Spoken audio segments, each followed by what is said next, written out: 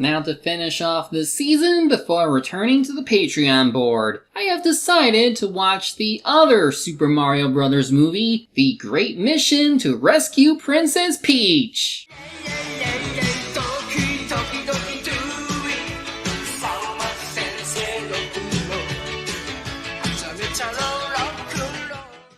So unlike the live-action movie, this one came out a year after Super Mario Bros. For the NES/Famicom. It comes as no surprise because we're talking about one of the best-selling video games of its generation. We were given the Super Mario Bros. Super Show in 1989, but Japan got something a little closer to what the game was about. Besides Nintendo, the film was produced by Grouper Studios and the Shochiku Fuji Company. Directing the film was Masami Hata, who also directed... Oh, am I going to expect dark things to happen in this film? Oh well, I'm sure it'll be fine. It's based on the original game, so you'd have to dig deep to come up with anything that scary. So, since we'll be getting another Mario movie soon, let us go back in time and see the wonders to be had with this Mario movie. It begins with Mario doing what most of us like to do, play video games late in the night. On the Famicom too, because product placement. Mario doesn't want tea. Just then, his game switches off and gets replaced with...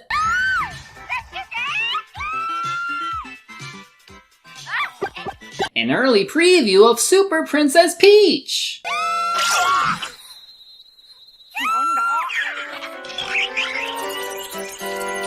Mamma mia! I gotta stop adding shrooms to my spaghetti! Eventually, the fever dream ends with all the enemies destroying themselves, leaving Mario with a seemingly beautiful princess.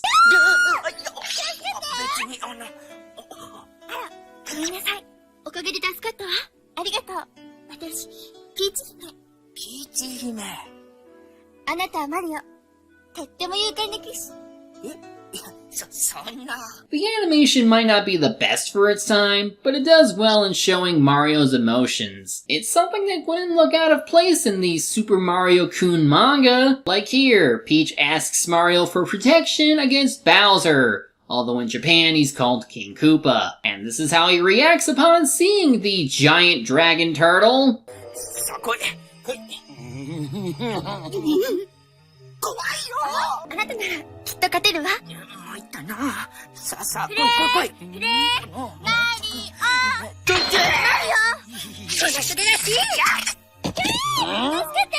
I mean, he's just a regular guy against a giant dragon turtle from inside the TV. Of course, as Luigi comes in to check on Mario, one thought comes to mind that, you know, this could just be some crazy dream. But after Luigi leaves, Peach's necklace magically appears in front of Mario. Time for our opening song!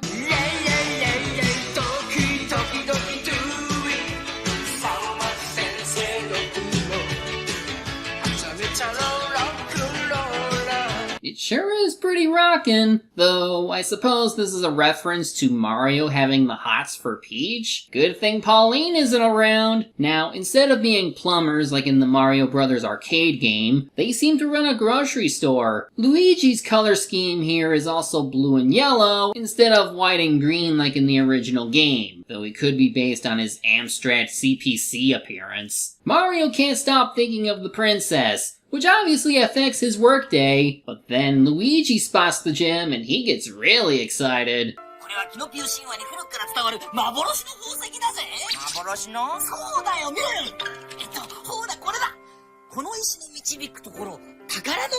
Wait, so toads exist in this world? Okay, dumb question, but we're talking about toads from the Mario world, who are not in this world, so how does that make sense? Either way, some strange-looking dog walks in and sees Mario with the gem. Poor Mario! Our hero then chases after his attacker, while Luigi gets prepared for an adventure, and we get more of that opening song with some jump sound effects. Eventually, they enter an area full of pipes, and after Mario goes down one of them, the other pipes disappear, and then...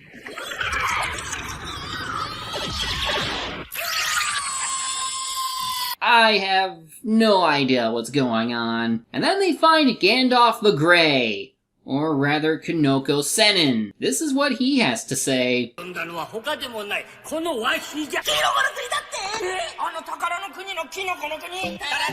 So, you mean to say that Mario was an isekai? Always was. Ah! While the brothers are excited from entering this land of treasures, Sennin goes over the plot of the NES game. The Mushroom Kingdom is under attack when Princess Peach refused to marry Bowser. So he kidnapped her and turned everyone else into bricks, horsetails, and more. And according to an oddly specific legend, only Mario and Luigi can set things right.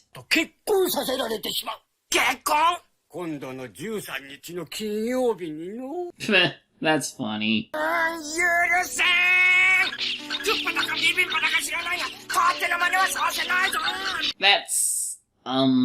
But to defeat Bowser, they'll need 3 power-up items. The mushroom, the fire flower, and the star, which have been scattered. Mario is pumped to go, while Luigi is only doing this for the coins. They also get that weird dog named Kibi Dango to follow them, who will help them if they get lost. Too late though, our heroes wandered into a music video.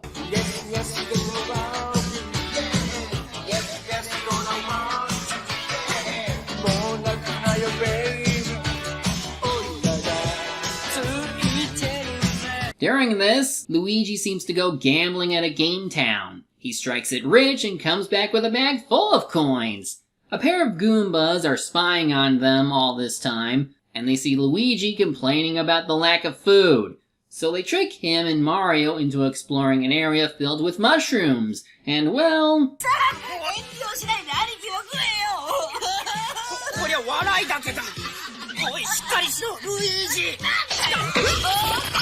I should have known that evil mushrooms would trick them into eating...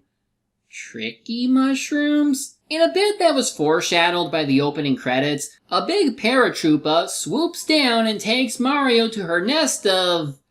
baby chicks? Yeah, apparently the flying turtles in this world start out as birds. At least Mario sees the power-up mushroom nearby, and after some mishaps, he manages to get his hands on it. Though not without an accident.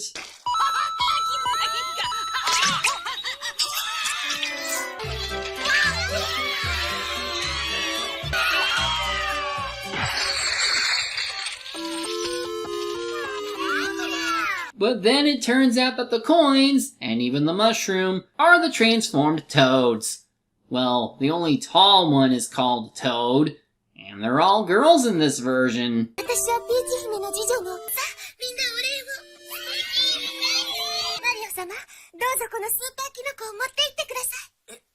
It's tiny! Anyway, after waving goodbye to everyone, our heroes enter another music video segment. This time, they're fighting whatever enemies get in their way, like in the game. Once again, the Goomba twins decide to be assholes by steering the brothers to the flower garden course. However...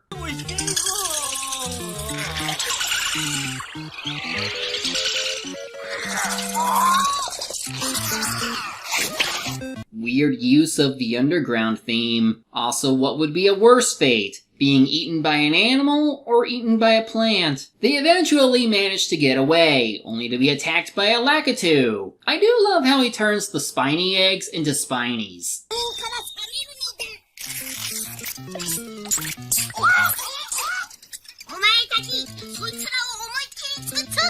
Anyway, to make a long story short, Mario escapes with a growing magic vine. He steals part of Lakitu's cloud, and forces it to snow and freeze up the enemies. This causes the cloud to revert back into a toad, who gives him the fire flower. This is weird! Now they end up in an actual underground area, where Luigi keeps finding coins from the stalagmites. But then they get trapped inside with a large boulder set by the Goomba twins. They reveal that they're in cahoots with Bowser all this time. And they're just here to stop our heroes from disturbing the wedding.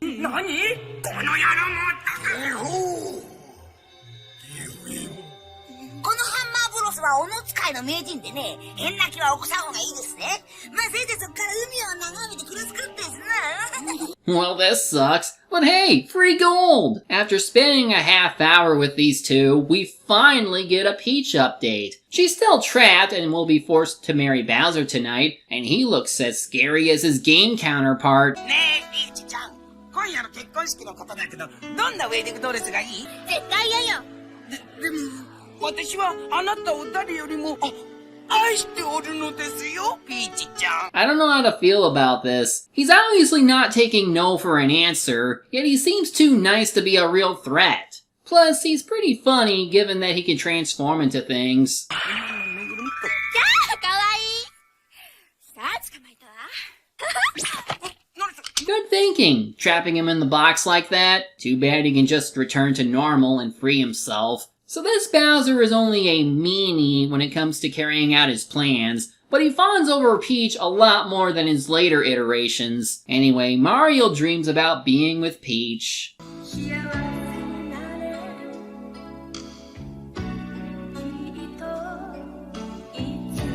You've only known her for like 5 minutes. Oh, and this happens. One of the song lyrics compares Mario and Peach to Adam and Eve. Like, what? Anyway, our heroes escape after Luigi digs out a hole. At least he remembered to take the gold with him. But during the escape, one of Hammer Bros' hammers brings down a whole rock slide, and Luigi...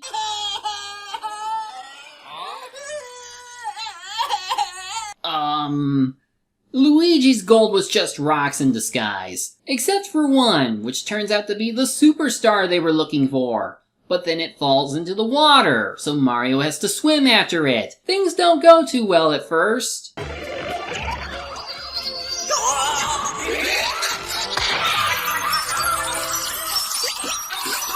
Eventually, he finds the star inside a clamshell. He has to trick it into opening by...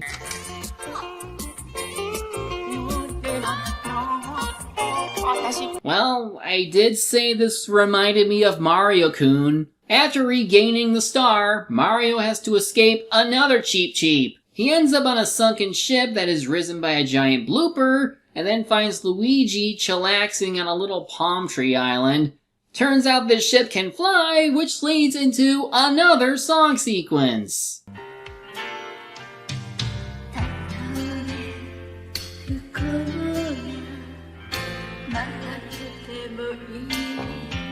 Hard to believe that a lovely melody like this would be associated with the Mario Brothers movie, but there you go. It does have some nice visuals at least. Anyway, they spot the castle, but... あれ変だな。確か結婚式は満月の夜だったはずだが。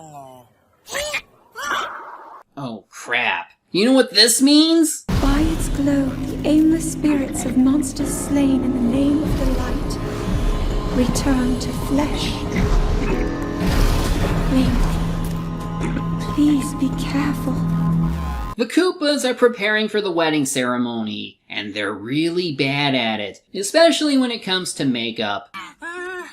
どうですか、出来栄えは。It's like Dimple possessed her. 待ってとよ。はい、花嫁のお席よ。しない、早速婚礼の式典始める。What sort of religion do the Koopas have where they need a priest for the wedding? Anyway, the Mario Brothers better hurry up so they can just crash into the event. マリオ、ここよ、ここよ。こしゃくな、打ち合わせ。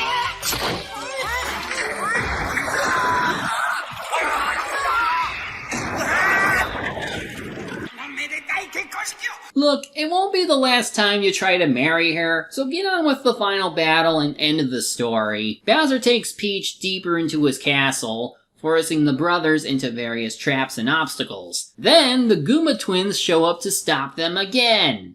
よし。それ。 What? Who gave those 2 hands? Luckily, as Luigi was off mining for coins, he hits a water vein that floods the fire pit that Mario is in. And just as Bowser is close to finishing the wedding, our heroes cause the entire castle to crumble. Bowser gets angry, so Mario needs to figure out these power-ups he has. これを飲む。飲む。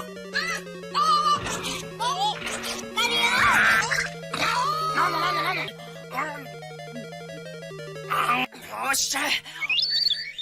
おっと、マリオふりかけ。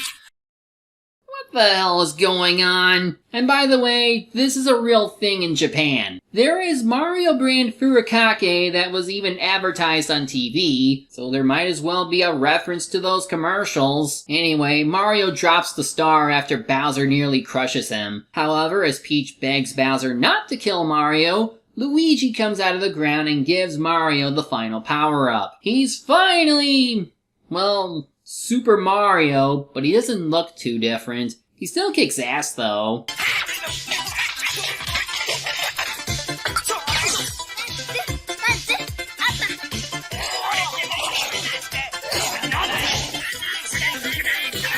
Looks like Bowser's blasting off again! Holy crap, he actually did! Anyway, the day is saved, and everything starts returning to normal after Bowser's spell broke. Mario returns the necklace to Peach, and she gives him a kiss on the nose. Just like the N64 game after this. Then, just to mess with Mario, we learn that she'll have a prince who will appear thanks to the necklace. Sure enough, the necklace's magic turns Kibidango into a human prince. 私は隣のフラワー国の王子、ハルです。姫をお迎えに上がる途中、不覚にもクッパの魔法で犬に変えられてしまいました。すると、姫の婚約者ってのは。マリオ、ルイージ、ありがとう。あなた方は私たちの恩人、誠の勇者です。Aw, tough luck, Mario. Maybe you can give Pauline another try? With that, the brothers say farewell and head back to their world. They promise to come back if trouble ever comes up again, and Senin has this to say. 本物の勇気とは誠の愛から生まれるものなのじゃろう。それがパワー、勇者の印じゃよ、マリオ。Oh, but let's not forget the stinger! 小麦粉にリンゴにバターにミルクね。はい、お待ち。